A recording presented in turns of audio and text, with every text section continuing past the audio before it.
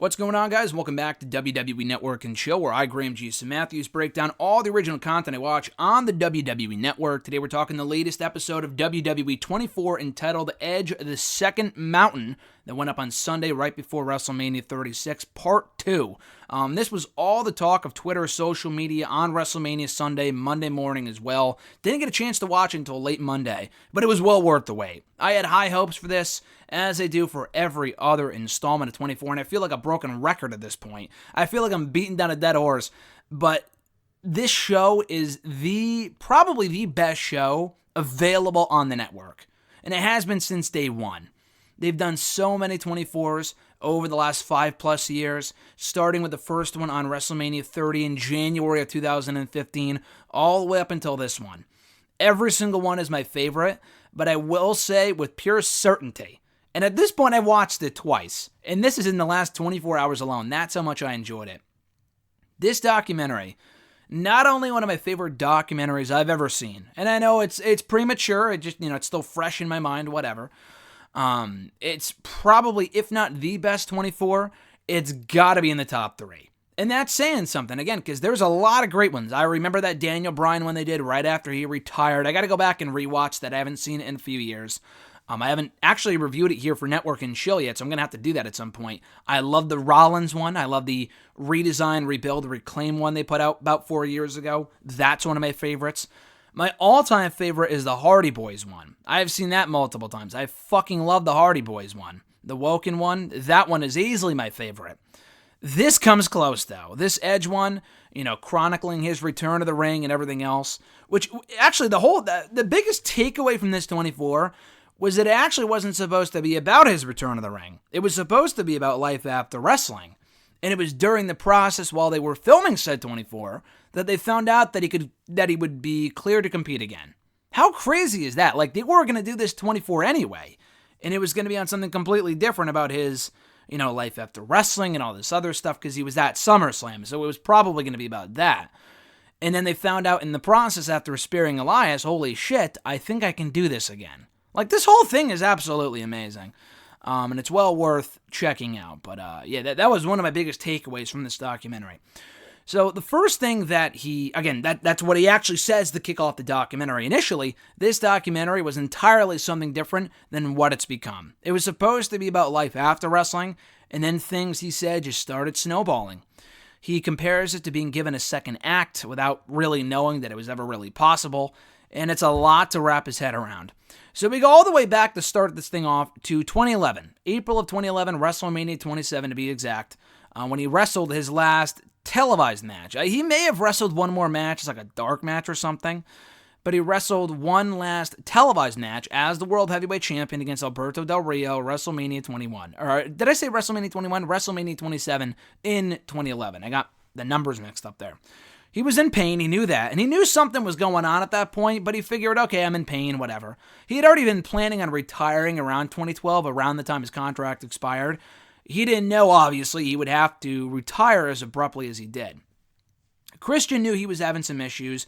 Christian knew that he wanted to just get through WrestleMania and probably take a break in time for the summer because he knew he was in some pain around that point. His buddy actually texted him, I think his friend Mike or something, texted him right after the match saying, hey, dude, are you okay? Is that your last match? And Edge is like, no, it's not. I'm fine. It may look like I'm in pain. That's probably what you're thinking, but no, I'm okay. There was something about the look on Edge's face. He was in there. He remembered soaking in the audience and whatnot. He remembered being out there and not feeling like it was his last match, but that something was different. And his buddy, again, texted him asking him, was it your last match? Obviously, at that point, it wasn't. It wasn't supposed to be. And he said, no, I'm okay.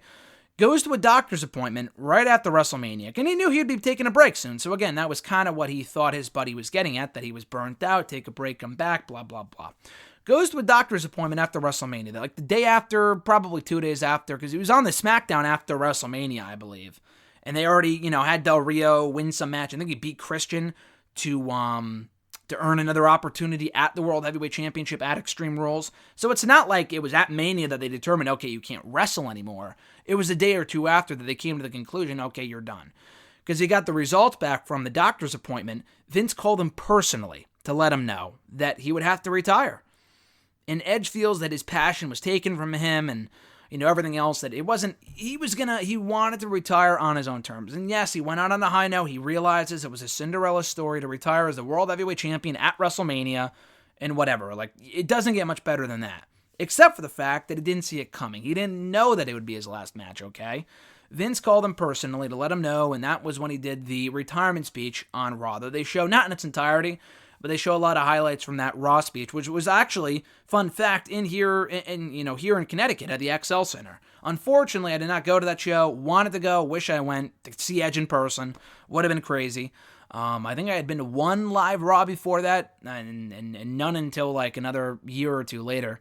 But I wish I could have gone to that show because I could have been there for history, Anyway, so he said that he felt sorry for himself for a few days before realizing, listen, I did it to the fullest extent. I did everything that I could. I had this great career. I wrestled for over 15, 20 years, had this amazing career. My only regret was that I wish I could have known that it would have been my last match. So then from there, acting kind of fell in his lap, he said. He joined Haven on Sci-Fi because SmackDown was on Sci-Fi at that point, so it was kind of a seamless transition. The producers talk about how they saw his speech, they knew he was a good guy, that he had some chops, and they thought, okay, we'll bring him in and see how he does, and he fucking knocked it out of the park. They called him up, brought him in for the show. They said that he didn't really know much about the filmmaking techniques, but he took to it like a duck to water. Like, that's how natural of an actor he was right from the get-go. Ended up doing 42 episodes of the show. That's insane for a guy that was only supposed to be brought in, I think, as like a one-off or something. Ended up staying for like, I don't know about the rest of the show, but he was there for quite a while. 42 episodes is a lot. So he went all in on this thing. He joined an acting school. He was really passionate about it. And Beth Phoenix talks about how he really transitioned well from wrestling right into acting. And it wasn't something he always aspired to do, but he said that it was a lot of fun to do the acting thing, okay? He always needed another surgery after he retired from the ring in 2011. He always knew that he needed a second surgery and that he was going to get it in 2012. So he held off on doing the other surgery, eventually ended up, because he had a lot of pain. Even after retiring, he couldn't go 2 to 3 hours without resting his neck. Like, he had to go lay down or do something. Like, he had trouble just holding a coffee mug properly. That's insane to me. That's crazy. Because he developed a lot of damage after the initial 2003 neck injury. He always knew after breaking his neck the first time that he would be wrestling on, what's the expression I'm looking for? His days were numbered. He knew his days were numbered, were in the ring, and that it would eventually come back to bite him. And he was always in pain no matter what. So when he, had that second surgery in 2012, it took the pressure right off of his spinal cord. Didn't have a headache anymore, didn't lose any mobility. That's what he was afraid of. And Beth was like, okay, maybe it's just the drugs saying, because right after the surgery, she asked him, do you feel any pain? He's like, I don't have a headache, and I didn't even know I had a headache. That's crazy. Like, he was living with this pain to the point where he thought it was normal. That's not good. She thought it was the drugs. A couple hours removed, days, weeks, whatever. The pain never came back. And they realized it worked, and it was the best thing to ever happen to him, probably. So he never got any checkups to see if he could wrestle again, because he was always told that he couldn't. So he never really, he just never really looked into it. So because he never had a checkup after that second surgery, that tells me, after, reading my notes back here, I didn't really think about this while watching the doc, he could have been cleared years ago. The guy could have come back 5 years ago if he wanted to, if he was really passionate about it. And he was always doing physical roles for these shows that he was filming. That's the crazy thing. He was always physical, never wrestled a match or anything, never had to be beat up or thrown through a table or whatever, take a chair shot. But he could have probably been cleared a couple of years ago. I don't know if it's a thing where, like, oh, now it's clear, his neck is medically or miraculously better. I think it's always been good since that second surgery. He just didn't know it because they always told him, oh, you can't wrestle. So he never did the Daniel Bryan where, like, imagine if that happened to Daniel Bryan where he was told, okay, you can't wrestle. And he was.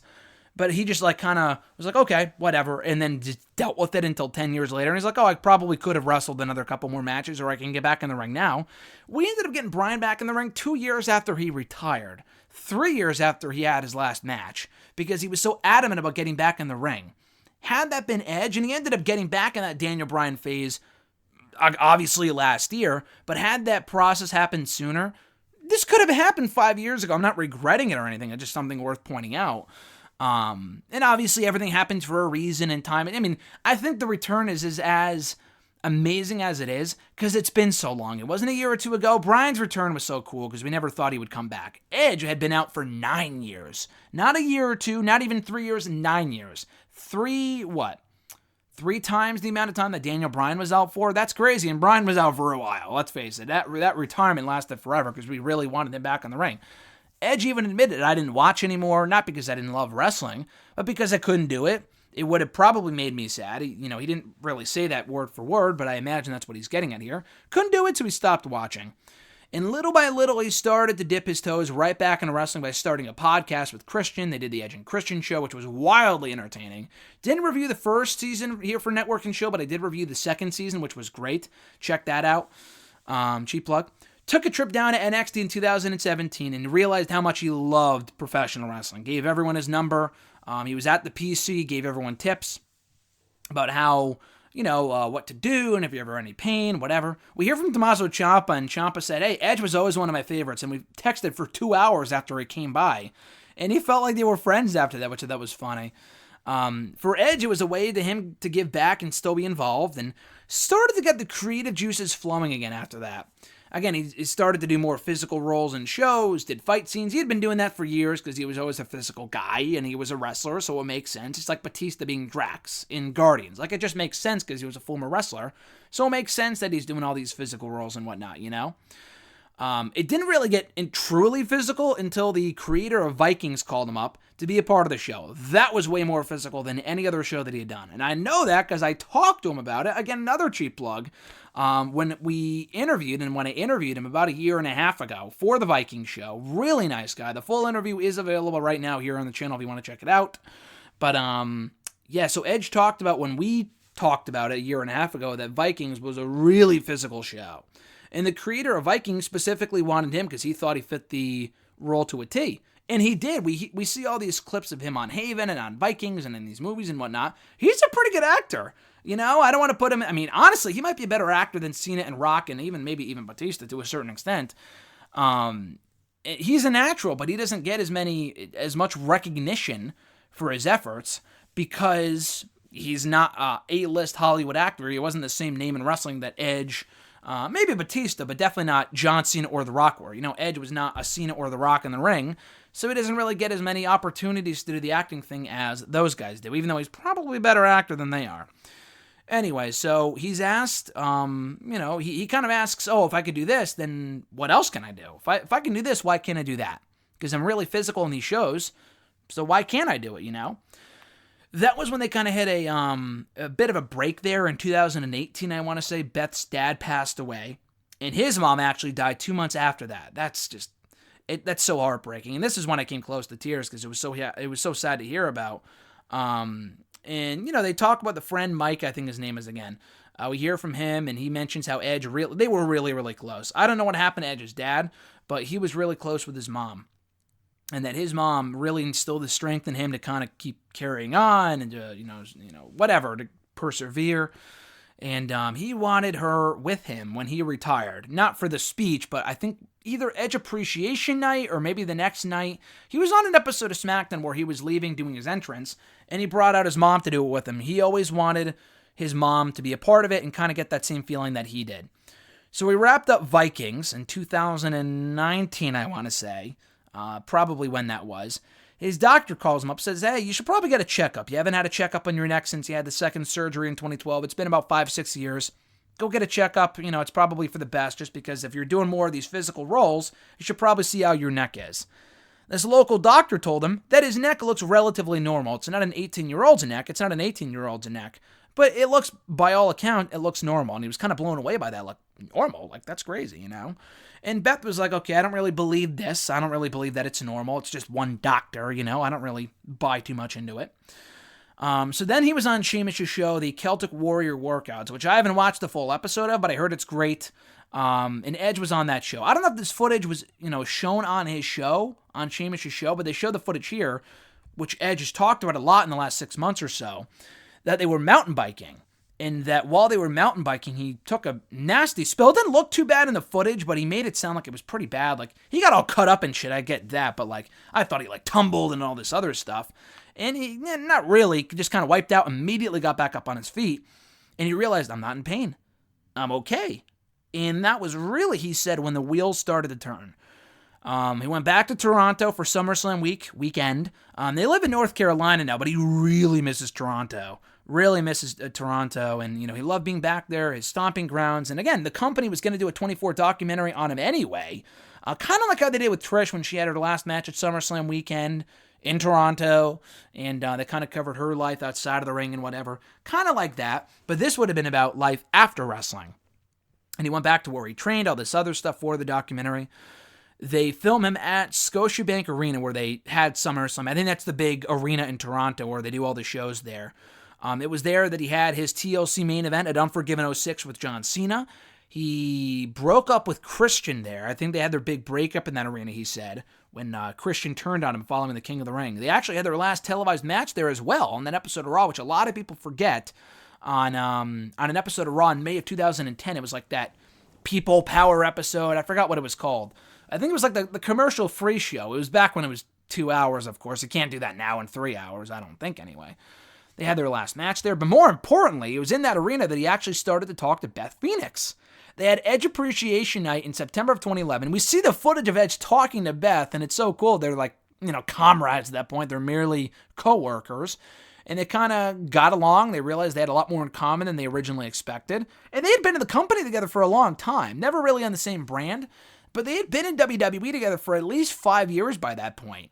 So it took 5 years for them to finally kind of, start talking and whatever. That's pretty crazy, that they had a lot more in common than originally expected. So anyway, they talk about that. We see the footage. I thought that was cool. They connected after that. We see footage of Edge with Christian and how, I guess after his mom passed, they found a box that his mom kept, that his aunt found, of stuff that Edge, drew when he was little. And it was all art designs of gear, stuff that he ended up wearing at various shows and in WWE in his debut match, which I thought was really, really cool. Christian thought it was therapeutic for Edge to kind of go through that and kind of, see the stuff that his mom had kept of him, which was really cool. And he said that SummerSlam week was nice for him when it really shouldn't have been, considering that it was supposed to be the week that he ended up closing his mom's estate, which is a really tough thing. He put it off for a year, but he finally did it, and it was great to see everyone backstage, he said. And obviously being in Toronto, and he's from Toronto, that it would make sense for him to make a little cameo on the show. And Beth was in town anyway for NXT TakeOver, so it made sense for him to make an appearance on the show, because she did commentary the night before at TakeOver Toronto too. So Edge and Vince discussed the role for him on the show. Nothing, he talked about how you can do all this acting, and I love acting, he says, but nothing really matches wrestling and having your own theme music. Like, it's a feeling that will never, ever be replicated, So he goes in there for what was supposed to be a promo, instead spearing Elias on the kickoff show. And I remember watching that, first of all, being shocked. Second of all, being like, what the heck? Like, we just saw Edge spear for the first time since he retired. He has not hit a spear since he had that last spear in 2011, whatever, when he retired. Never hit another spear after that. We see Vince talking with Beth backstage. We see Vince kind of smack him on the butt. He calls him a sportsman. Edge calls it a sportsman when he smacked someone on the butt or the leg or whatever, and it just kind of power walks off. It was kind of like, oh, good job, kid, kind of without saying actually anything. And Edge apologizes to Beth because Beth didn't know she was out in the front row, ready for what was supposed to be a promo, she thought, only to find out that Edge was going to get physical instead. And he made it sound like he called it in the ring, but he never had a mic in his hands. Elias was always on the other side of the ring, so Elias looked like he knew that he was going to take a spear. It wasn't like Edge thought in the moment, oh, the crowd's reacting this way, let's do a spear. I feel like Elias, maybe unless he's a great, improviser, but I feel like Elias at least knew that he was going to hit the spear. And maybe Vince. I feel like Vince, oh, why would you go off script on my show? I don't know. The whole thing was a little weird. Not exactly sure what the story was there. So Edge talks about how, people might be pissed that I did this or that, but listen, I know what my capabilities are, and I had a weird inkling that could be, I could be cleared. That because I got physical on the show, that I might be able to do this again. So this was really interesting. We heard a lot of reports about this after the Rumble, and he mentions it here, which I thought was awesome. They're not ignoring it. He doesn't mention them by name, but he does say another company in the business, which is obviously AEW. He ain't talking about Impact. He ain't talking about Ring of Honor. He's not talking about New Japan. He's talking about fucking AEW. That they were interested in bringing him in. And they wanted to know if he could wrestle. He didn't even know if he could wrestle. WWE didn't even know if he could wrestle. But he got that bug again at that point. After they, realized, hey, could you get physical? Like, could you do this again if you wanted to? He had to find out. And he said, listen, even if I do find out, I got to talk to Vince first because I've always been loyal to him. He gave me my opportunity to become a big star. I got to talk to him. I said, I'll talk to you guys after I talk to Vince. Beth said, listen, I only want the best for you, and I need to know from the best doctors in the world that you're okay, that you're healthy, that you can do this again. And she always expected a reality check for every doctor that they went to. She was like, okay, this is going to be the one that's going to tell him, okay, you can't do this. Like, this is actually not going to happen, blah, blah, blah. And one by one, they all cleared him. They all said that he was good to go. And Vince believed in him. He always believed in him. And Vince was like, listen, if this is going to happen, this is going to happen here. It has to happen here. Because he wanted to talk to him face to face, not over text, not over FaceTime or, a call or whatever.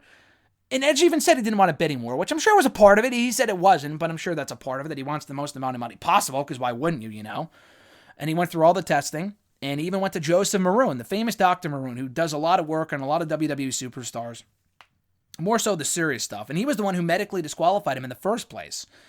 So to go to him and hear that he was cleared was a game changer, okay? Beth was in the air. She had to land for NXT. And as soon as she landed and she got, service back in her phone, Edge texted her 2 words, I'm cleared.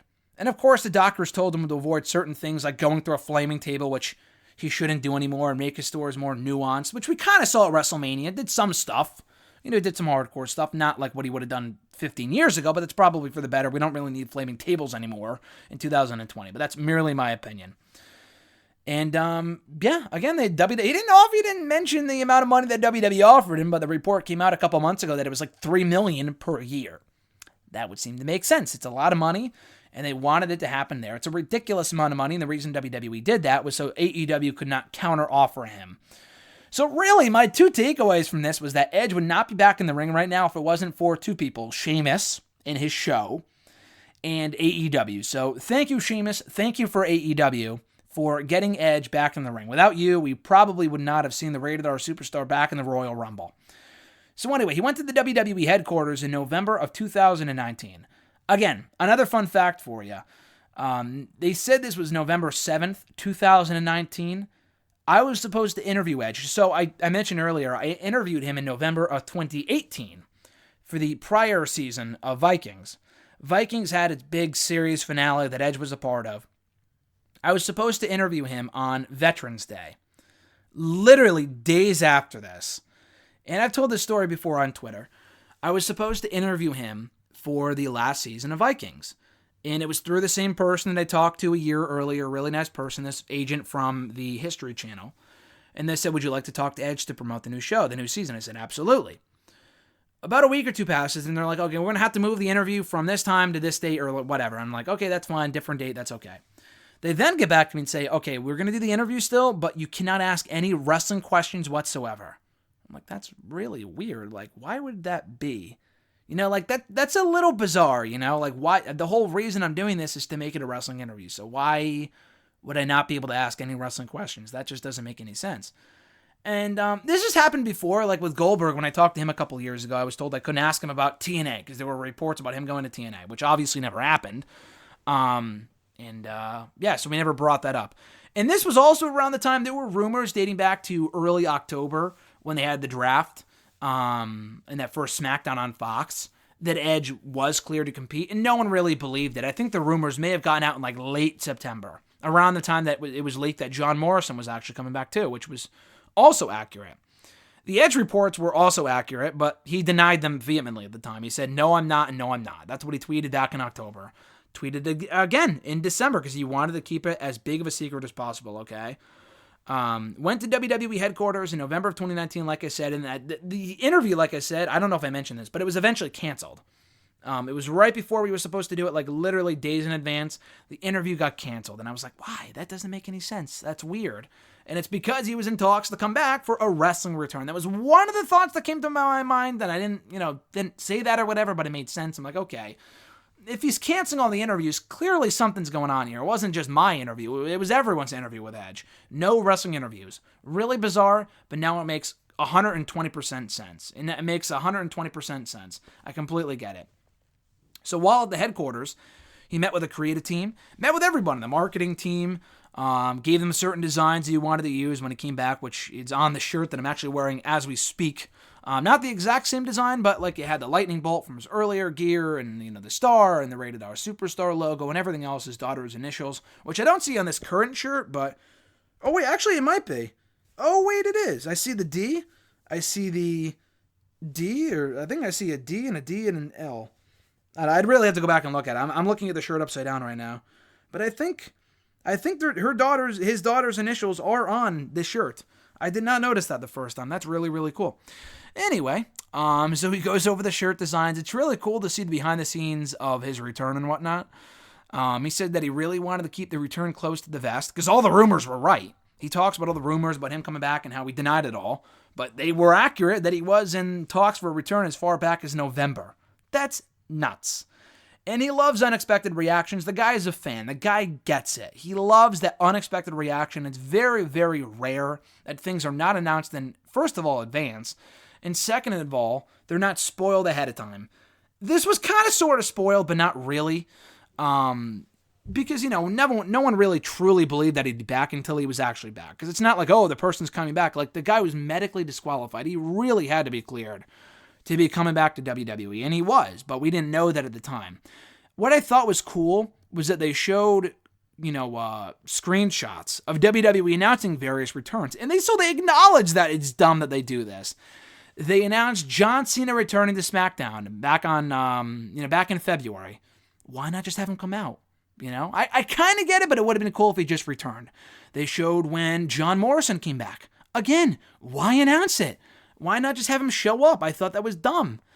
They announced when Daniel Bryan was coming back to the ring. Like, dude, that was a legitimate shock. Like, they should have just left that to be a surprise for SmackDown that night. They do this all the time, and Edge gets it. Edge knows that they do that to kind of beat the rumors, and they want to beat people. They want to beat people to the punch. But still, we all love unexpected reactions. We all love surprises as wrestling fans. Why ruin that, And I feel like they did that with his return lately. His return to Raw back in March, which was in front of an actual audience at that point, when he came back on that Raw in Brooklyn. And then again, they announced that in return. Why the fuck would you do that? Or no, it wasn't the Raw in Brooklyn, it was the following week. But still, why would you do that? Just have him come out and the reaction would have been insane. He was gone for like 5 or 6 weeks. And then I don't know, I'm not a fan of that either. I love that he brought that up. He said, one of the things the internet has done has spoiled the surprise. And then again, they recap the Bryan thing, the Cena thing, the Morrison thing. Again, I completely agree. I completely agree. They show the tweets of him denying the return. And obviously they were right, but he wanted to deny it just, to get ahead of it just in case. So he told WWE, I got to get in ring shape. I got to get all the bumps out of my system. And I can't go to the PC because if I do, people will know that I'm coming back. So you got to send me a ring, which they did in the heartbeat. He got sent the ring by Triple H. You couldn't believe it. He's so grateful for them for that. Beth said he needed to be reminded of who Edge was so he can be that Edge again. And Edge stressed Beth's importance to the process and how important she was in this entire thing and helping him get ready. And I thought the footage of them training together was so cute. It was great. She said, it's still odd to wrestle my wife and like beat her up. Like he's like shown punching her, not legitimately, but like a faked worked punch. And he's like, it's still odd to wrestle my wife, but it's cool, And during all of this entire process while training, he's still acting. He's still taking care of the kids. Beth is gone for 2.5 days out of the week to do NXT commentary. So it's a lot of juggling for him. She mentioned over FaceTime that she writes a lot of notes on the fridge for her to take, for when she's not there, for him to take care of the kids, which again, I thought was couple goals. I thought that was so cute. And she calls him a good father and a good husband, and we see Edge, playing with the kids, FaceTiming Beth, and, he helps him with Christmas book day and pajama day, or bring a Christmas book to a school day, all this other stuff. It was really, really cool. And Edge talked about, too, as a mom, how great of a mom Beth is and how his mom always had his back. And he understands his process is really, really special because it may not ever happen again. So they played My Body by Young the Giant during his training montage in his own personal gym because he's like, if I'm going to get back in shape, I got to have my own gym. Because if the gym is like a couple miles away, if it's a while away, I'm not going to be motivated to do it. But if the gym is here in my house, I'll always be motivated to do it. So they talk about that, and he said he wants to be healthy for his kids, even at 46 coming back. He wants to look like $1 million at 46 years old. We see the ring room where he has the ring. It's kind of like a garage, and he decorates it with, pay-per-view posters that his face is on. He said that the company actually sent him the pay-per-view posters, which is cool. And all the like lucha masks and stuff like that.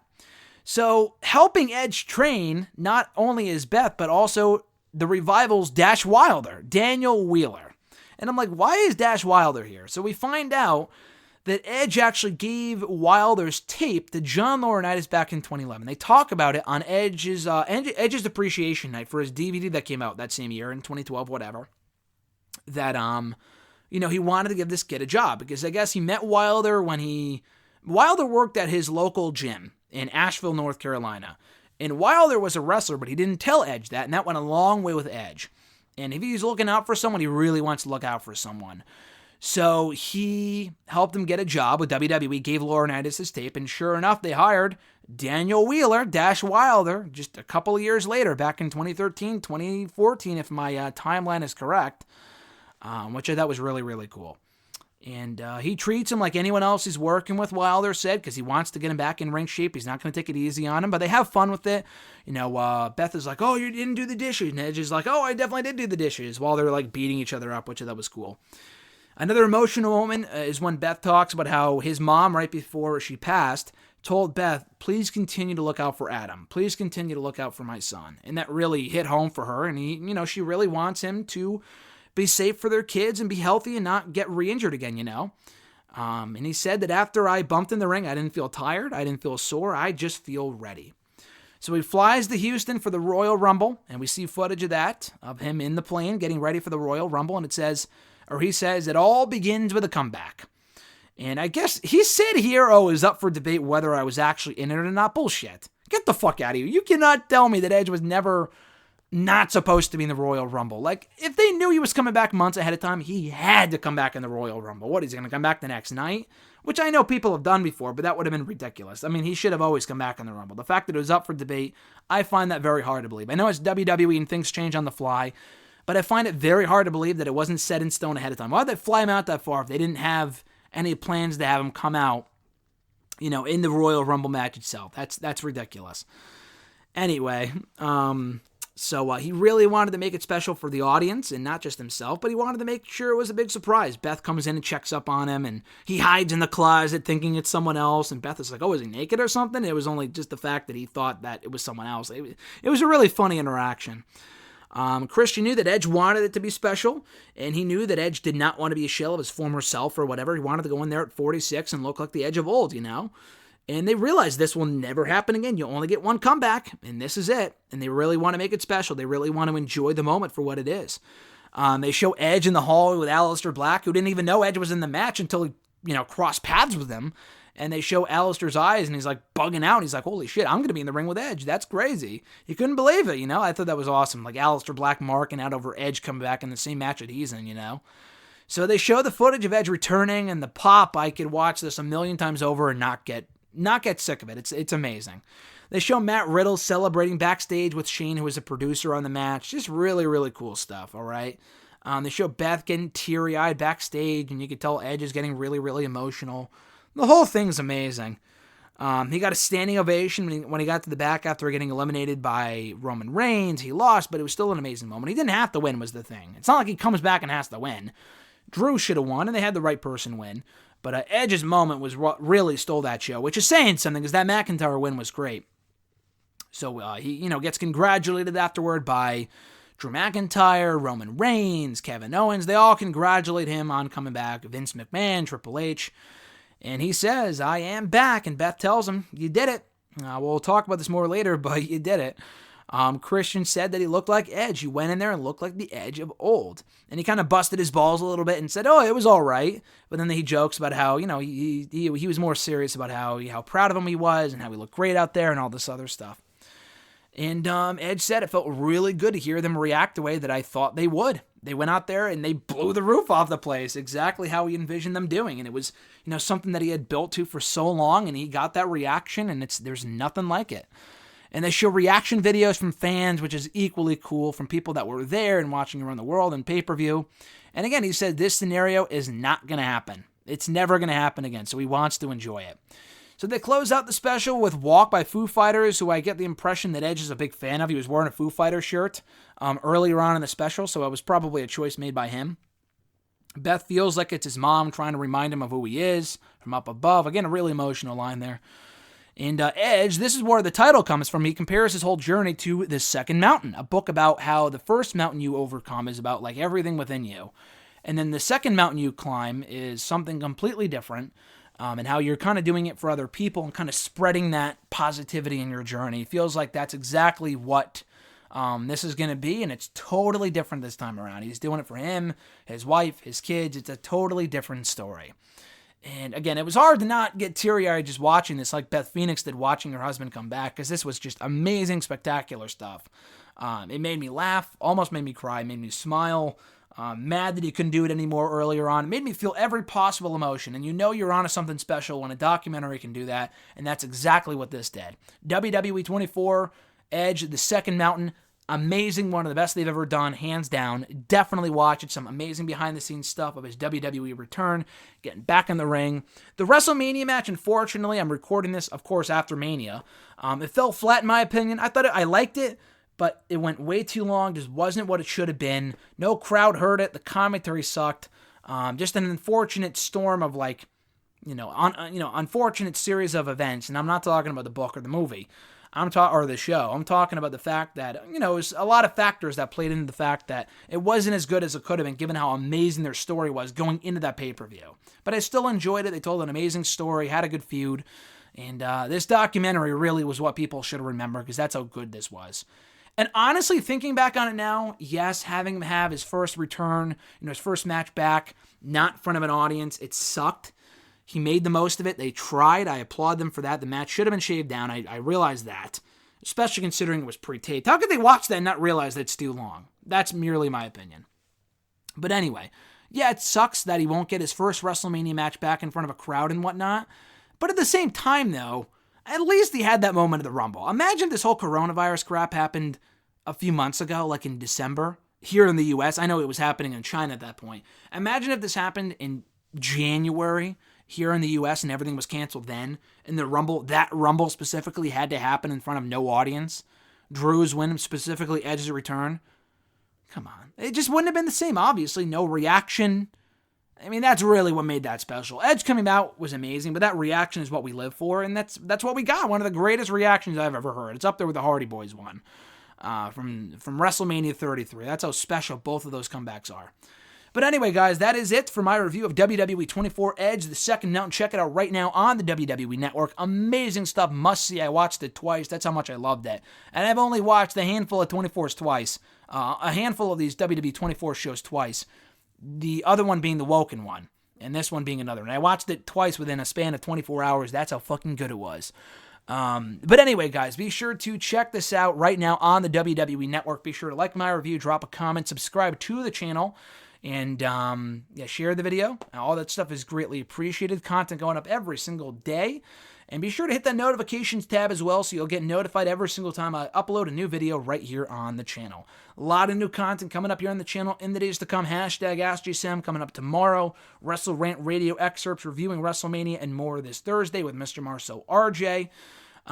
Friday, I think, is my review of the WWE Where Are They Now episode that went up on the network a week ago on Snitsky and Eva Marie. That'll be up. Saturday should be my SmackDown review, and Sunday a review of Broken Skull Sessions featuring Ric Flair that goes up Sunday morning. So a lot of stuff to break down. I was supposed to do a WWE WrestleMania 35 review today on the 1-year anniversary. I just don't have time, unfortunately, so I had to scrap it. Moved the 24 review from yesterday to today. Had a Total Bellas review go up yesterday. Check that out if you haven't already. The season 5 premiere review, that's up as of yesterday. A lot of stuff to look forward to here on the channel, so if you have not already subscribed, definitely do so. Hit that notifications bell as well. Until next time, guys, I'm Graham G.S. Matthews. Have an awesome week, and I'll catch your ass down the road.